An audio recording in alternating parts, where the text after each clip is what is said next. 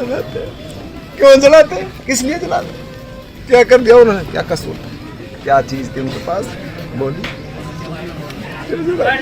क्यों मार दिया, क्या कर रहे हैं ये, बदमाशी कर रहे हैं सारे लोग, ये पैसे कमाने के लिए किसी की जान ले रहे हैं।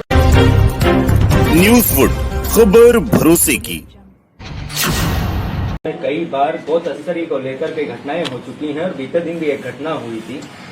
आप बड़े मुखर होकर इसमें बोले थे, लेकिन अब तक कुछ नहीं हुआ, क्या कुछ है इसमें और आप कहाँ मुलाकात करेंगे उनसे? अभी जैसा कि हमारे जमील साहब ने, जो हमारे प्रेसिडेंट हैं, उन्होंने आपको बताया कि आज हमारा प्रोग्राम है, वहाँ पर जाकर उस परिवार से मुलाकात करना, उनसे इज़हार ताज़ियत करना, उनको पुरसा देना, उनको दिलासा दिलाना। हमारे पास तो अल्फाज नहीं है कि कैसे उन खानदान को, उस परिवार को, जो अपने दो नौजवानों को उन्होंने खो दिया है, हम कोशिश करेंगे उनसे मुलाकात करेंगे। मगर मैं शुरू से कह रहा हूं कि ये जो वाक़यात और इंसिडेंट्स हो रहे हैं, ये सिर्फ और सिर्फ इसलिए हो रहे हैं क्योंकि बीजेपी इन तमाम ऑर्गेनाइजेशंस की मदद करती है, इनको ताकत देती है, और इस ऑर्गेनाइजेशंस की बीजेपी सरपरस्ती करती है। इसीलिए पुलिस और प्रशासन जो है फौरन उन पर एक्शन नहीं लेती है। और अफसोस की ये बात है कि राजस्थान में अगर राजस्थान की सरकार जिस वक्त ये कंप्लेन की गई जुनैद और नासिर के बारे में फौरन हरकत में आ जाती, तो शायद ये लोग राजस्थान के बॉर्डर को छोड़ भी नहीं सकते थे। मानेसर से 150 किलोमीटर का सफर तय करके आना और यहाँ पर इन दोनों बच्चों को किडनैप करना, फिर उनको बेतहाशा उनको मारना और फिर उनकी जली हुई लाश और जली हुई गाड़ी मिलना, ये दर्दनाक वाकया है।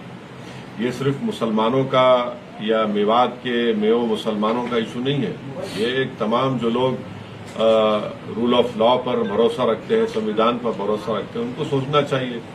और अगर बीजेपी इसी तरह से हरियाणा की सरकार इनकी मदद करती रहेगी, इनकी सरपरस्ती करती रहेगी, तो ये तो ठीक नहीं है। चंद दिन पहले वो जो शख्स का नाम एफआईआर में आया है, वो कासिम पर गोली चलाता है, यूट्यूब पर उसका वीडियो है, गोली चला रहा है और कासिम जख्मी होता है, 12th स्टैंडर्ड का बच्चा है, एफआईआर में नाम आता, उसको गिरफ्तार नहीं करते और वो वीडियो पे वीडियो जारी कर रहा है। फिर एक वारिस नाम का एक लड़का था, जो 3 लोग गाड़ी में एक्सीडेंट हुई, फेसबुक पर लाइव टेलीकास्ट कर रहा है, वारिस के मुंह से खून बह रहा है, बाद में वारिस की मौत हो जाती है तो पुलिस कहती है एक्सीडेंट में मौत हुई, परिवार कहता है कि नहीं उसको मारा गया, फेसबुक पर लाइव चलाया गया, वारिस को दिखाया जा रहा है। भाई कोई इंसान की भी कोई इज्जत होनी चाहिए ना। ये लोग है कौन? क्या ये प्रधानमंत्री बन चुके हैं देश के, या फिर किसी प्रदेश के मुख्यमंत्री हैं, या डीजीपी बन चुके हैं लोग, या डीएम बन चुके हैं कि इनके हाथों में हथियार हैं, अपने हथियारों की फोटो डालते हैं, लाइव टेलीकास्ट फेसबुक पर करते हैं, यूट्यूब पर ये तमाम आतंक को डालते हैं।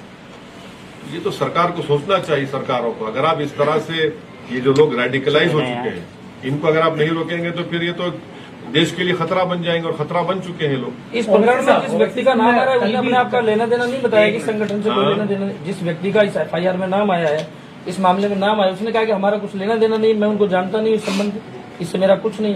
एफआईआर में जब नाम आया है तो राजस्थान की सरकार को, हरियाणा की सरकार को उसको गिरफ्तार करके अपनी कार्रवाई करने की जरूरत है। आप गिरफ्तार क्यों नहीं कर रहे उसको? कासिम के जो गोली मारी गई उसमें उसका नाम है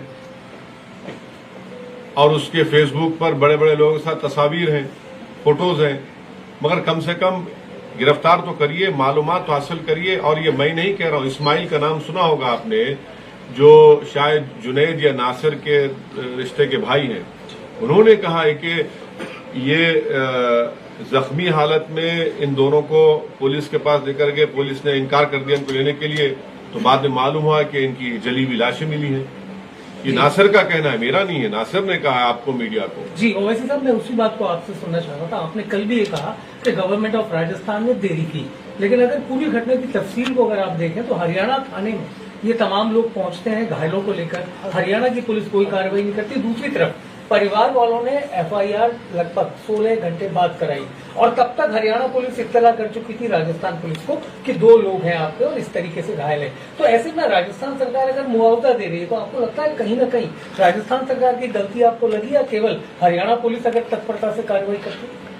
मैं अपनी बात नहीं कर रहा हूं, उस पीड़ित परिवार के एक शख्स इस्माइल का वीडियो है जिसमें उन्होंने जाकर राजस्थान के मुकामी पुलिस में कंप्लेन दर्ज करवाई और उनको बताया कि देखिए मिसिंग है और फुला ढाबे से इनको किडनैप किया गया है। अगर उस वक्त वो प्रशासन हरकत में आ जाता राजस्थान की सरकार तो शायद वो बॉर्डर भी ना छोड़ पाते राजस्थान का और उनको उसी वक्त रोक लिया जाता, उन बच्चों की जान को बचाया जा सकता था। ये आप तो बाद की बात कर रहे हैं, या बाद की बात कर रहे हैं।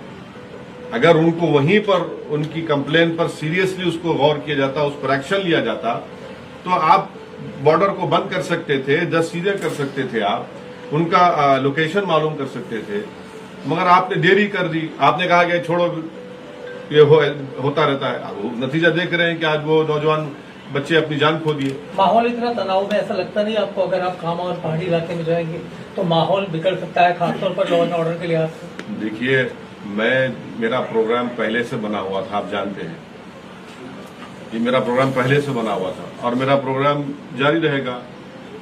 जब मुकामी मंत्री जा सकते हैं तो मैं क्यों नहीं जा सकता हूं? और आपको क्यों ऐसा खुदा ना खास्ता लग रहा है कि मेरे जाने से कुछ होगा? ओवैसी साहब, ये पूरा मामला गौतस्कर वर्सेज गौरक्षक है क्या? देखिए, एक बात सुनिए, ना आपको, ना मुझे, ना इन तमाम लोगों को कानून को अपने हाथ में लेने की इजाजत है।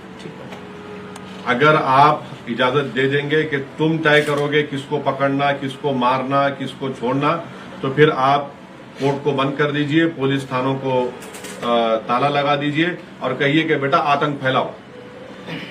अगर आप ये चाहते हैं कि रूल ऑफ लॉ से देश चले, संविधान से देश चले, तो प्रशासन को, पुलिस को, कोर्ट को अपना अपना काम करने की इजाजत मिलनी चाहिए, उनको काम करने का मौका मिलना चाहिए।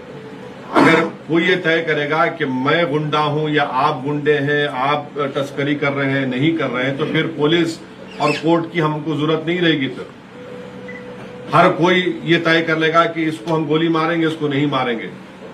तो देश चलेगा तो संविधान से चलेगा और क्योंकि जो सरकारें हैं वो डरती है इन लोगों के खिलाफ एक्शन लेने से। ये असल वोट बैंक पॉलिटिक्स है। अभी तक जो सरकार ने मुआवजे का ऐलान किया, आप संतुष्ट हैं या आपको लगता है? देखिए सर, आपकी और मेरी और आपके परिवार वालों की जान की कीमत कोई नहीं लगा सकता, कोई नहीं लगा सकता। अब उस परिवार पर क्या गुजर रही होगी जब वो देख रहे होंगे उनके जली हुई लाशों को। आप बताइए, अगर मैं आपको बताऊं कि भाई ये जली हुई लाश और पैसे लेने, तो वो तो बोलेंगे भाई हमको ये चाहिए था, ये जिंदा चाहिए था, इसकी औलाद है, इसके माँ बाप हैं, इसके भाई बहन है। तो ये इस चीज है कि इंसान की जान की भी कीमत कोई होनी चाहिए ना, और जान की कीमत ये कि उसको बचाया जाए। ओवैसी साहब, एक बड़ा सवाल ये भी है कि जो इस प्रकरण में 2 व्यक्तियों का नाम आया है जिनकी डेड बॉडी वहां पे मिली है जली हुई स्थिति में, उनमें से एक पर गौतस्करी के कई सारे मामले दर्ज हैं। बिल्कुल, तो मार देंगे उसको, आप मार देंगे। आप मुझ पर भी केस चल तो गोली मार देंगे मुझे आप। तो अदालत किस लिए है, पुलिस किस लिए है?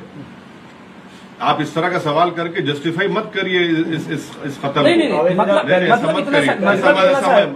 मैं आपसे बड़ी इज्जत से कह रहा हूँ, सुनिए, नहीं, मैं आपसे बड़ी इज्जत से कह रहा हूँ कि भारत की पार्लियामेंट में, राजस्थान की विधानसभा में, हरियाणा की विधानसभा में सब पे केसेस चल रहे हैं। तो क्या उनकी जान की कीमत है और इनकी जान की कीमत नहीं है? ऐसा मत करिए। आरोपी अगर है तो कोर्ट तय करेगा। ये जालिम लोग, ये टेररिस्ट नहीं तय करेंगे ना। कल एक बात सामने आई थी कि बीजेपी के जो केंद्रीय समिति, उसकी तरफ से तमाम सांसदों को और मंत्रियों को ये कहा गया है कि हिंदू राष्ट्र और धार्मिक सहिष्णुता को लेकर कोई बयानबाजी ना करें जिससे कट्टरता फैलती है। क्या मजाक कर रहे हैं? यानी मजाक है ये तो। कर्नाटका में कहते हैं कि टीपू का नाम लेंगे तो मार डालेंगे। मैं टीपू का नाम लेता हूं, मार देंगे क्या? भारत में संविधान में फ्रीडम ऑफ एक्सप्रेशन है नहीं है। दिल्ली में उनका MP कहता है कि मुसलमानों का बॉयकॉट करो, कुछ एक्शन नहीं।